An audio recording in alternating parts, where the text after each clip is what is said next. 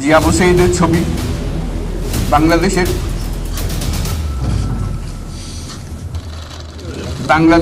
আজকে নতুন বিজয় দিবস সৃষ্টি করলো, সেটাকে সামনে রেখে এবং আরো মজবুত করে আমাদেরকে সামনে এগিয়ে যেতে হবে। যারা এটা সম্ভব করেছে, যে তরুণ সমাজ, তাদের প্রতি আমি আবার সমস্ত প্রশংসা এবং কৃতজ্ঞতা জানাচ্ছি তাদেরকে। তারা আমার পাশে আছে।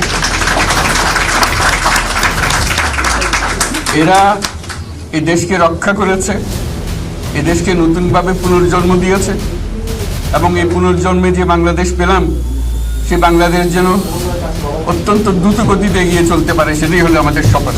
সেটা আমরা রক্ষা করতে চাই, এগিয়ে যেতে চাই। আজকে আবু সাঈদের কথা মনে পড়ছে আমাদের, যে আবু সাঈদের ছবি বাংলাদেশের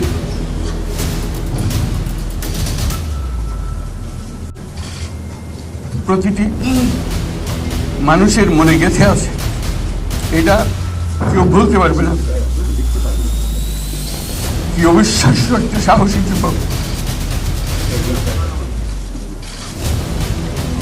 বন্দুকের সামনে দাঁড়িয়ে আছে এবং তারপরের থেকে কোনো যুবক, কোনো যুবতী আর হার বাঁধে নাই, সামনে গিয়ে গেছে এবং বলছি যত গুলি মারো, মারতে পারো, আমরা আছি।